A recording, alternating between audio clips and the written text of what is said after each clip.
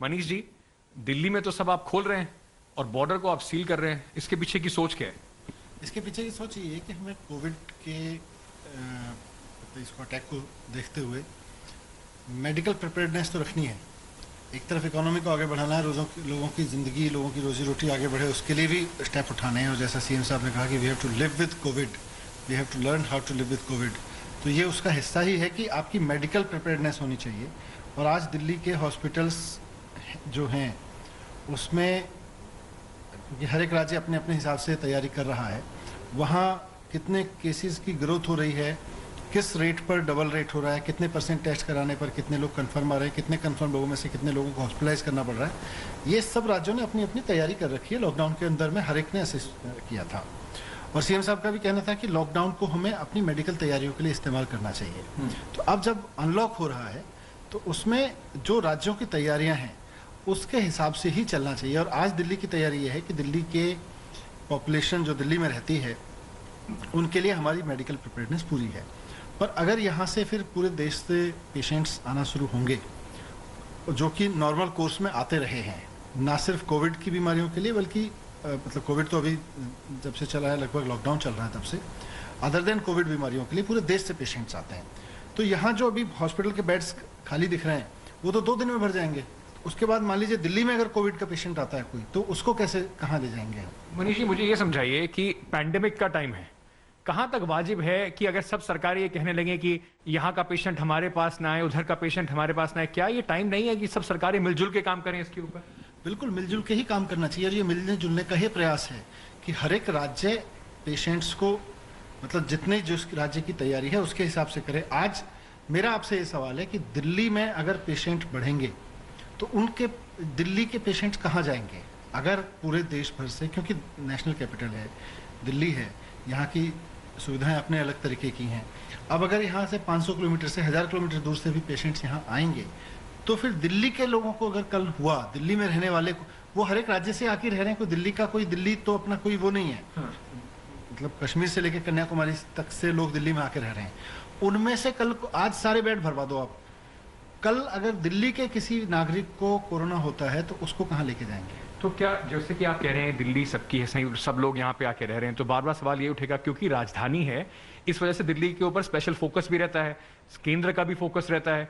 तो क्या जो दिल्ली की फैसिलिटीज हैं उसको इस तरीके से रोका जा सकता है कि और कोई इस्तेमाल ना करे? और जो आपका ऑर्डर है क्या वो केंद्र सरकार के जो हॉस्पिटल उस पर भी लागू होगा? देखिए, नॉर्मल कोर्स में तो कभी नहीं होना चाहिए और हमने कभी इस तरह की कोशिशें की नहीं। लेकिन अब जबकि कोरोना को लेके हर राज्य अपनी अपनी तैयारी कर रहा है, हर एक सिटी अपनी अपनी तैयारी कर रहा है, हर एक डिस्ट्रिक्ट अपनी अपनी तैयारी कर रहा है, मुझे लगता है उसमें ये एक्स्ट्रा ऑर्डिनरी कदम उठाने की जरूरत है। पर सीएम साहब ने सुझाव मांगा है कि करना क्या, आप बताइए, लोग एडवाइस करें कि क्या होना चाहिए, लोग क्या सोचते हैं, और जैसा लोगों की तरफ से आएगा फिर वैसा डिसीजन लेंगे। अगर सुझाव में आता है कि हाँ ऐसा कर दीजिए, तो क्या ये केंद्र सरकार के जो अस्पताल हैं, सफदरजंग है जैसे, या आरएमएल हॉस्पिटल है या एम्स है, उस पर भी लागू होगा?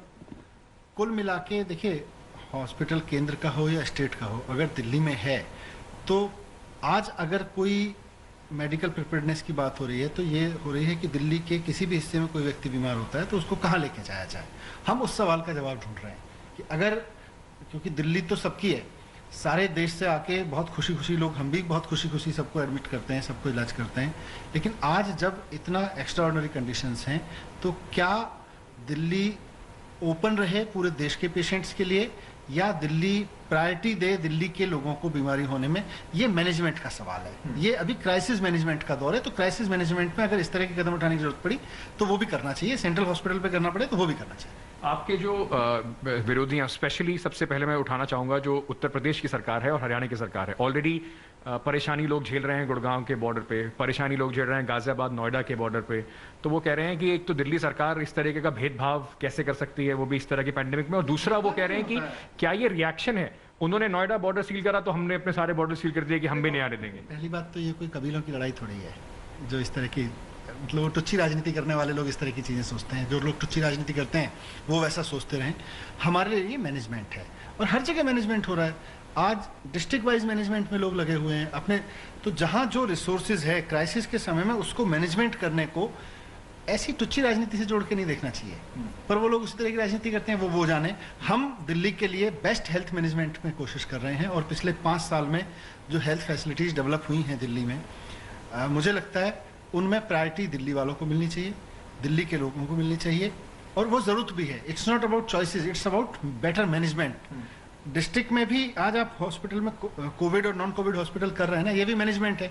कल को 100% कोविड हॉस्पिटल में जाके कोई कहने लगे ये किस कानून के तहत आपने कर दिया, ये क्या आप भेदभाव कर रहे हैं, ये कोई राजनीति, ये राजनीति नहीं है, ये आज का मेडिकल मैनेजमेंट है। कोरोना अब मेडिकल मैनेजमेंट मांग रहा है, कोरोना अब लॉकडाउन नहीं मांग रहा है, कोरोना अब आपका मेडिकल स्मार्टनेस मांग रहा है कि स्मार्ट मैनेजमेंट चाहिए मेडिकल सेक्टर में। मनीष जी, मेरा आखिरी सवाल आपसे ये है, और मैं सिर्फ क्योंकि राजनीति की बात है, जैसे आपने कहा इस पर राजनीति होनी नहीं चाहिए, पर राजनीति तो जैसे आपने प्रेस कॉन्फ्रेंस करी उसके बाद शुरू हो गई।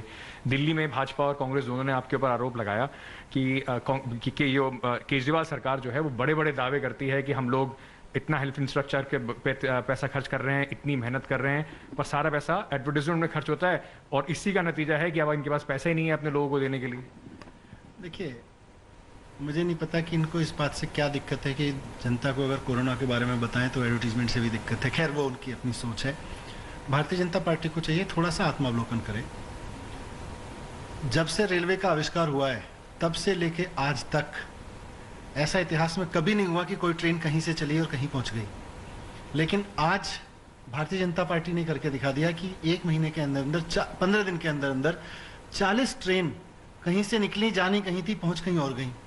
चलती हुई ट्रेन में 80 लोगों की मौत हो गई। ये भारतीय जनता पार्टी के राज में हो रहा है। ये भारतीय जनता पार्टी के राज में हो रहा है कि कोरोना का पैसा कहीं वेंटिलेटर घोटाले में खा लिया गया, कहीं पीपीई घोटाले में खा लिया गया। इसको ठीक करो, आप इसको ठीक करो कि इकोनॉमी गर्त में जा रही है। 5 करोड़ प्रवासी मजदूर सड़क पे उतरे पूरे देश में, उनके लिए खाने पीने का प्रबंध करते तो नहीं उतरते। दंगे हुए कई राज्यों में, भाजपा के राज्यों में मजदूरों पर लाठियां बरसाई गई। ये क्यों हुआ? थोड़ा सा भारतीय जनता पार्टी इसको ठीक करे, क्योंकि भारतीय जनता पार्टी से वो तो ठीक हो नहीं रहा। अब वो इधर उधर के चोचलेबाजी कर रही है, तो वो तुच्छी राजनीति पे उतरे हैं, तो हम क्या जवाब दें।